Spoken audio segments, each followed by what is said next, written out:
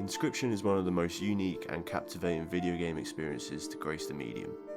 Daniel Mullin's games bring you Inscryption, a deck-building roguelike set in multiple eerie and disturbingly claustrophobic locations with an overarching narrative to tie it all together. The objective of the game is simple. You attempt to reach the end while improving your deck build. Consequent to failure means returning to the very beginning. Upon release and ports on mainline consoles, Inscryption has accumulated raving reviews and high appreciation, even going on to win multiple awards from varying outlets. Its art design and style is one that registers from the very outset of the game and expertly leaves the player gripped with the experience.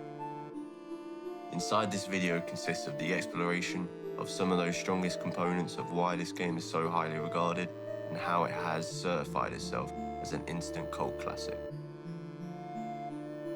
Daniel Mullin's Games is a development team consisting of just himself with a few collaborators for music and sound. This lends perfectly to his style of meticulous experimentation, blurring that barrier between art and consumer. Having these games be solely directed by himself allows for his own creative direction to shine, just how he intends it to be, without the risk of outside ideas or distractions. He has a very particular MO. This can be highlighted in his other pieces of work, like the 2016 release Pony Island for example. A short, meta, conventional Severin game that from the very outset lets you know that you are not in control of how it operates. Much like Pony Island, Inscryption attempts to achieve similar notions of toying with and almost belittling the player. And within this video will be a discussion as to how.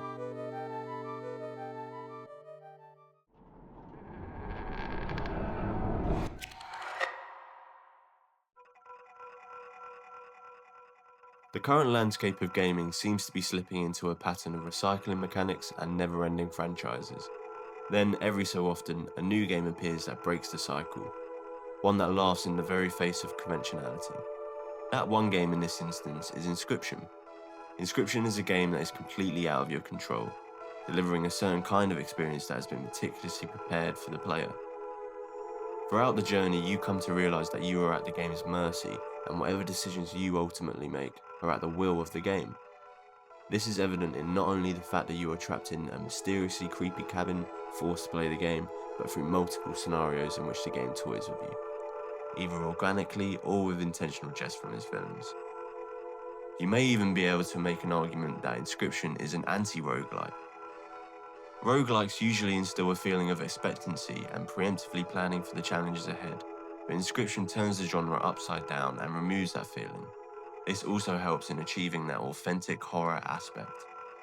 Fear of the unknown and uncertainty is an overwhelming feeling, which in Inscryption's case is perfectly blended with the eeriness surrounding you. It's quiet, dark, and somewhat vagrant that stems from the feeling that something is missing or is hiding away from you, waiting to make its ground revealed. This is further pushing that motif that you are the rule of the game.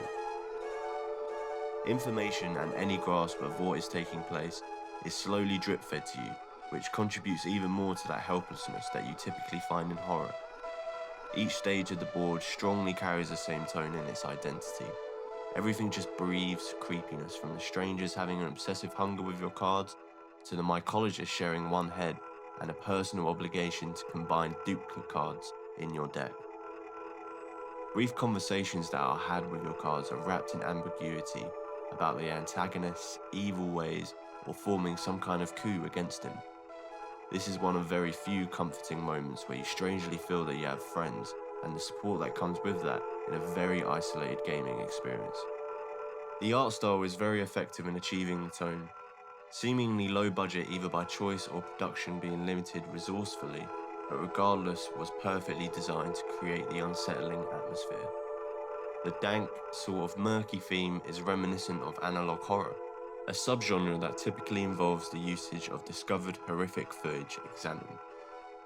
The music is also a big contributor to achieving this tone. It's never in your face or out of pocket.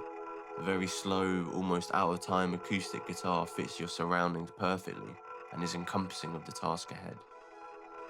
This mixed with the eerie quietness of the cabin makes every single noise highlighted and noticed. Its subtlety goes a very long way. As the game adapts and transitions to different themes, so does the music, further polishing the game in the same meticulous way it has so far. Everything lore and story related has been planned and prepared masterfully for the player to digest. Nothing ever feels misguided, and every decision made by the developers have been selected conscientiously.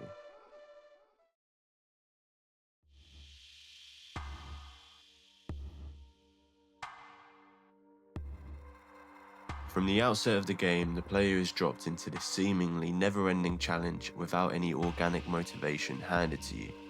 Why am I doing this? What is my purpose? Are there any means to my actions? These are all questions that lay bare to the player as you're trying to string along what brief installments of story have been carefully given to you so far. All the while, something feels terribly off, as if something pivotal is missing, when the truth is that those feelings were not misplaced.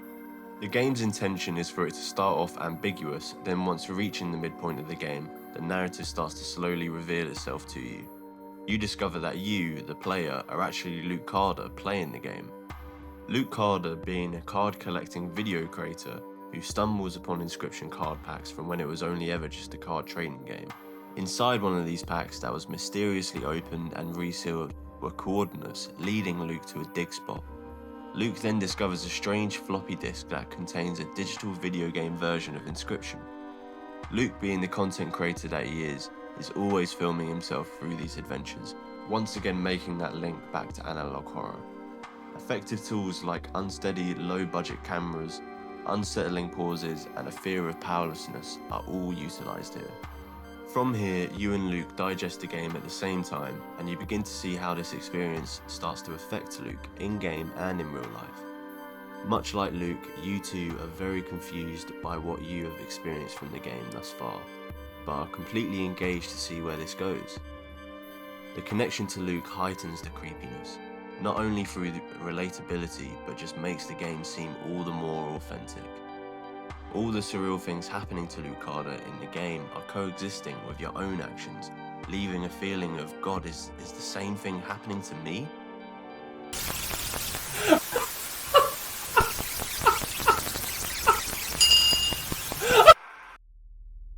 Inscryption is a very engaging game, using these aforementioned tools to completely immerse you. Immersion is key in video games, especially one as nuanced as Inscryption. The intertwining of you and Luke is fundamental in bringing life to the horror through themes of relating to Luke and building that connection with the game. Their decision making to deliver a game with its own conscious thinking not only shows that it's within its own control, but on a simpler level just makes playing the game to be an edge of your seat thrill. Some key moments in the game that have you completely immersed are the Luke Carter videos, detailing his time spent deciphering Inscryption and how that brings him to the end of his journey with the game. Just witnessing a separate individual becoming emotionally wrapped with confusion and obsession for this game, and then you having the realization that very similar feelings are also occurring within you, is artistic gold and a huge landmark in pop culture media attempting to link oneself with art.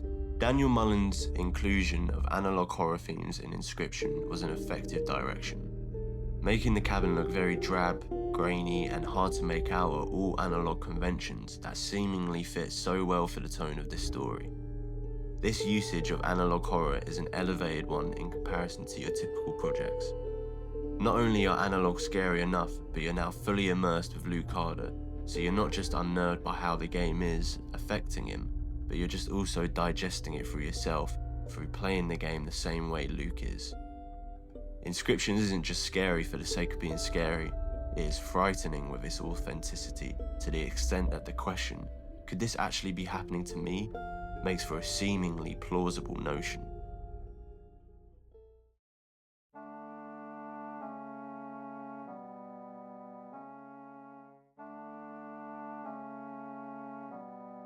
Daniel Mullen's gameography has only really gotten greater and greater. From the very beginning cementing yourself as the new edgy kid on the block with Pony Island, to now releasing Inscryption to everyone's adoration.